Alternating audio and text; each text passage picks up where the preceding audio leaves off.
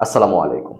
হাশেম আমলা south আফ্রিকার player, যিনি ইসলামটাকে শক্ত করে আগলে রেখে শিখিয়েছেন কিভাবে ক্রিকেট খেলতে হয়। ইসলামের জায়গায় ইসলাম, ক্রিকেটের জায়গায় ক্রিকেট সে খুব সুন্দরভাবে মেনটেন করে চলেছে। মার্শাল্লাহ, তার থেকে অনুপ্রেরণা পাওয়া দরকার। সে আসলে সব ক্রিকেটারদের আইডল।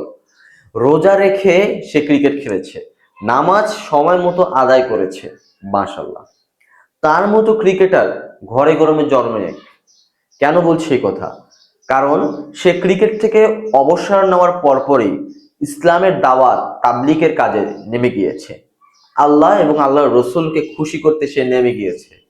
তার অন্তরে ভয় আছে, তার অন্তরে আল্লাহর মহব্বত, নবী রসুলের মহব্বত আছে, যার কারণে সে ক্রিকেট থেকে অবসর নেওয়ার পরপরই চলে গেলেন দাওয়াতের কাজে।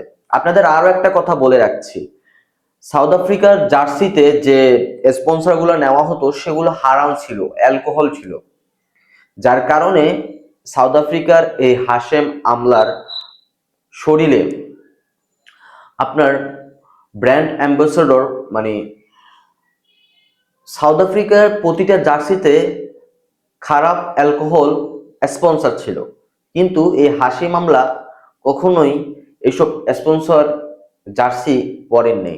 তার জার্সিতে কোনো স্পন্সর ছিল না, মানে খারাপ স্পন্সর সে কখনোই করেনি। সে একটা মহৎ ব্যক্তি। তাকে যারা যারা ভালোবাসেন অবশ্যই কমেন্ট করবেন।